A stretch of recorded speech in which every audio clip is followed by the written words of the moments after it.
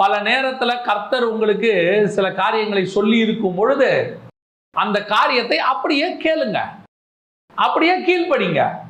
ஒருவேளை கர்த்தர் சொன்னதுக்கு ஆப்போசிட்டா ஒருத்தர் வந்து சொல்லுவாரு, அதுக்கு ஒரு நியாயம் கற்பிப்பாரு, அதுக்கு உலக பிரகாரமா ஒரு சட்டத்தை சொல்லுவாரு, தப்பு இல்லைம்பாரு. ஆமா, தப்பு இல்லை. என்ன கர்த்தர் செய்ய வேணாம் சொல்லியிருக்காரு, நான் செய்ய மாட்டேன், அவ்வளவுதான். உங்களுக்கு புரியுதா? பாபிலோன்ல இருக்கிறதெல்லாம் சாப்பிடுறது என்ன தப்பு? எல்லாருமே சாப்பிடுறாங்க, எல்லாம் சாப்பிடுவான், நான் சாப்பிட மாட்டேன். ஏன்? அந்த ராஜாவுடைய போஜன பந்தியில கொஞ்சம் பிரச்சனை இருக்கு. அதெல்லாம் நீங்க ஒன்றும் நினைக்காதீங்க.